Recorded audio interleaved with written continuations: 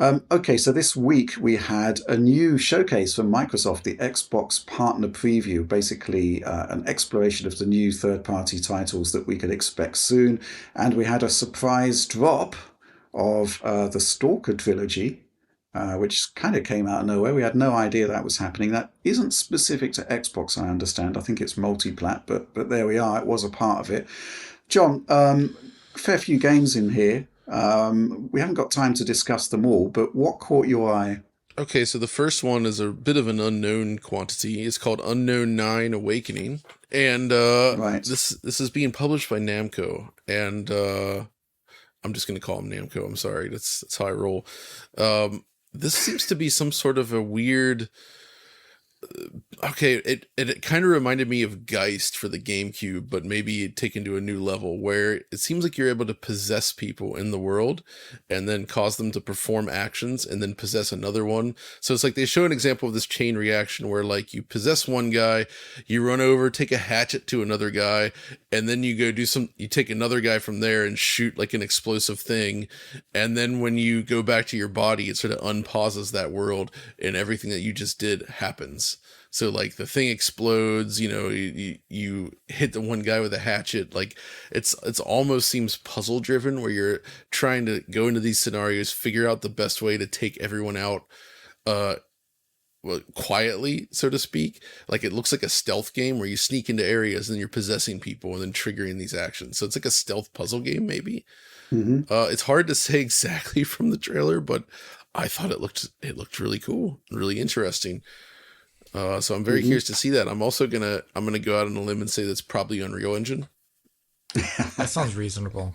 Just looking at the visuals, like Yeah. I feel like I see a lot of Unreal isms, but that's hey, whatever, that's fine.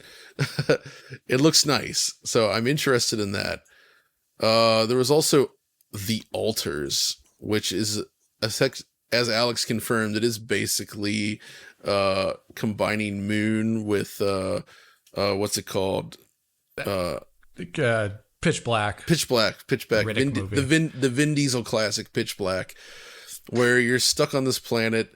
The sunset or the sunrise is deadly, like daylight too. It's too hot for you to survive, and you're in this large wheel-shaped ship with multiple rooms. It seems to roll across the planet. But the caveat here is that you can't manage all the systems and actually survive by yourself. And it seems like there's some sort of discovery made here where you can kind of like, I guess, clone yourself. Again, similar to Moon. And you use all these different clones, which seem to have different personalities depending on how they're sort of used, raised, whatever. And you use all of them to run the ship. Mm-hmm. So the concept seems kind of cool for a game depending on how it's executed, but it seems to combine sort of going out onto this mysterious planet, doing exploration, resource gathering, while then also going back and managing the ship and essentially not succumbing to the sunlight. So yeah, I'm curious how that'll play. I thought that looked good. Um Obviously they did show there was the Sinking City 2, which was just kind of like a very simple cinematic looking trailer. There was the Final Fantasy XIV stuff. We know Yeah. that is coming to Xbox, and that's interesting because that when it's currently in beta, but I think the Xbox version is the same essentially as what's currently available. But sometime in the summer, I think they are doing like a massive overhaul to the visuals, like introducing a lot of new technologies to improve the game's visuals. So I assume Xbox then will also get that. So So we've got Mark Triforce Dudlson, the big Final Fantasy XIV play. king. Yep. He's going to be taking a look at the Xbox version for us, and I guess in the summer he's going to be taking a look at it again. Exactly. Um, So Mm-hmm. we'll have some updates on that. okay, Obviously, then cool. after that, there was the Stalker video. I think this was the biggest, just like genuine surprise in terms of like what they brought this to Yes, consoles. This who is, did it? what can I say? This is as PC a game as it gets. This is like PC in game form, like distilled down into just this one thing, right? This is not a game you expect to see in a console, despite the fact that Stalker 2 is coming to consoles and all that. But there's a lot of things about the way the systems work that kind of surprised me. And first of all, the original game's from 2007, I guess, same year Yeah. as Crisis. It never looked as good as Crisis, but I think it's still a handsome game. And based on the footage here, seeing it again, it continues to look good. So, it shows its age, but it doesn't look like, say, a PS360 game per se. I know, it doesn't look it's beyond that. It doesn't look like Turning Point Fall of Liberty or whatever. It does not look like Turning Point Fall of Liberty or Legendary. Or Legendary. That was a deep dive there, Alex. Yeah. Those were really crap games. The Spark Unlimited games, baby. Yeah. I'm actually very curious to see what they've done here. I assume they've had to build, well, you can see it in the UI. It looks like they built a whole new interface to support console play, which conversely, I assume this is coming to PC. I actually don't know. Is it? Was it announced? Does it require it? Does it? We haven't really looked at this yet, whether there's any kind of modernization at all. It does say refined for consoles. Yeah, I think it's UI stuff though. Graphically, it looks like a lot of the stuff we saw back then. I would like to see a new refreshed PC version designed to run on modern Windows without issues and support the gamepad. Is all I'm saying. That'd be nice. Okay. I think that would be cool. Everyone would like that. The thing is, though, is I never really got on with Stalker back in the day because I found the AI intolerable to play against.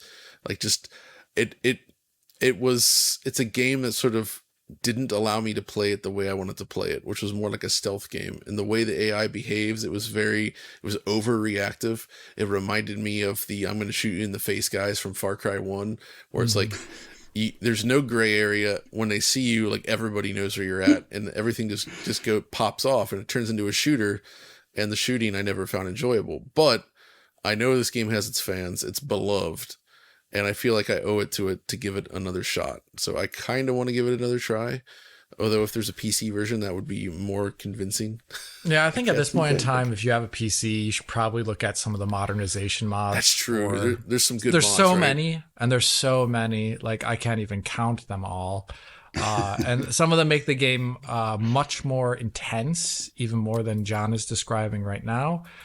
Some radically change the AI in the game. There's huge graphical update mods. There's a lot of stuff. So I think if you have a PC, you're probably better off with that. But if you've never played Stalker and you're excited for Stalker 2, give it a try. It seems like it's pretty cheap actually on the PS4 version.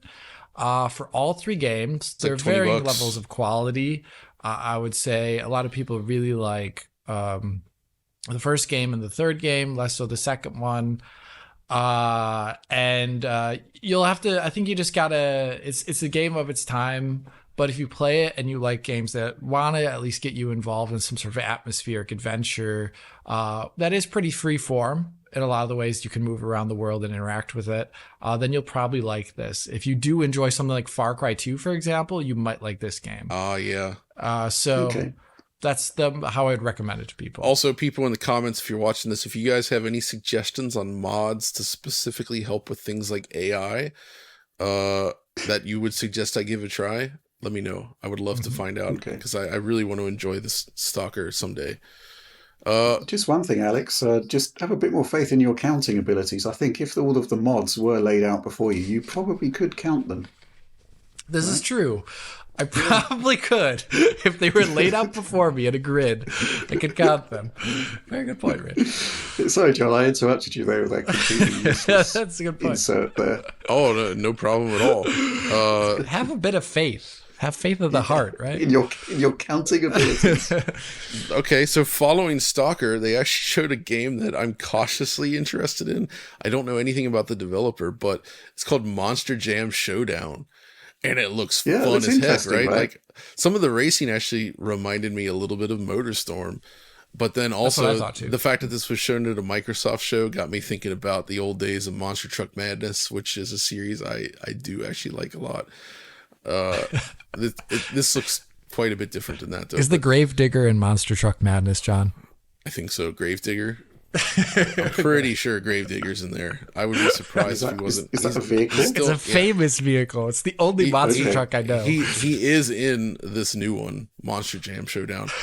It looks cool. I love arcade style racing games, so like anybody that's giving it a try, like that makes me excited, and I will play Monster Jam Showdown and find out how it goes. Sorry, does it actually dig graves? I have no idea, Rich. Or just being a bit literal. It would be a weird thing to have in a racing game. I guess it implies that Gravedigger is so powerful that it buries all the foes in the race. It buries everyone. Yes, yeah, I'm just being annoying. The thing about Gravedigger is I went to a monster truck rally once, and I felt Gravedigger was there, and I felt like they just kind of handed him the win unfairly. Like every time they'd just be like, "Oh, Gravedigger!" It's like the whole thing felt rigged. Gravedigger, and I was like, "No, come on now, like really, guys." But that monster truck rallies are interesting because like there was a section where they would like have a t-shirt cannon, they would shoot out into the audience t-shirts, but they would have people like yell things for it to, like everybody on the left yell. They would use corporate slogans. It'd be like, everybody on the left yell Wendy's, and you'd hear the whole crowd go Wendy's, this is awful and stuff like this. John. And then they would fire t-shirt cannons with monster truck t-shirts out into the audience. By a t-shirt gun like mod from The Simpsons. It was incredible. Okay. Oh my god. If ever we do live events, we need a t-shirt cannon. the DF t-shirt. Fully automatic t-shirt cannon to hose the crowd with. Exactly. Anything else in the partner preview? Sure. Do you like Berserkers? What do you think about Berserkers? What if you want to see the first Berserker? Because there exists such a game, and they showed it, and it seems to be. I would describe it as a reasonably attractive Souls-like. The Viking game, then I presume, but based upon the name. I don't know. It doesn't look particularly Viking, although the frame rate in the trailer is really bad, so I don't know what's going on. Souls is often used as like shorthand to describe this type of game, but it's sort of a more delicate action game. It's the type where you've got to dodge, parry, you have to time your attacks, and enemies deal extreme damage. I find these very rewarding, and I do like these types of games, and this one does look nice, so I am willing to give that a shot. It looks like it's coming from Nexon and Neo Dai. I don't know. That's a studio I don't know. You know what? Looking at a lot of the games in this, a lot of this stuff is developers that I'm not super familiar with necessarily, and that's awesome because this almost feels like maybe it'll be A tier, but there's a lot of potentially B tier stuff in here, and this is the kind of game that I've lamented disappearing somewhat. So I'm actually happy to see Xbox shining a light on this stuff. Like the first Berserker, that looks pretty good. The freaking Monster Jam Showdown, like that, the fact that that's in an official Xbox presentation, that I think that's awesome. I'm glad to see that. They also showed a Persona 3 Reload expansion pass, by the way. Persona's big, but that's coming. That's cool. They showed something called Tales of Kenzera, which is like a 2D platforming game, which also looks pretty good. Although I keep getting confused when I see that name and think it's another entry in the Tales franchise. Right. But it seems to not be that. It is an unrelated game. They showed something called Frostpunk 2, which I don't know anything about it, but it looks very Alex. It's like Frostpunk. I remember the first. There seems to be building and mouse clicking and overhead views and things like that happening. Okay. So and there's like it a requires tactical planning map. And thought. Yeah, exactly. Yeah, I like that kind of stuff. Frostpunk. I like the idea of Alex as an adjective as well as a noun. I like to use Alex as an adjective and a noun. Well, and even a verb sometimes. Well, recently our experience, John, we realized that we can graw, right? We graw is also a verb, we recently a noun. grawed. And an adjective. It's grawing good. After I grawed, I grawed the video into a format and then grawed it up to you. Did you rog? The thing is, as well. we did not rog. We only grawed, and the fact is like we can now speak using graw as a verb, and I think Alex and I we actually understand what's being said. I get what's going on. on. So we've developed like a new language almost.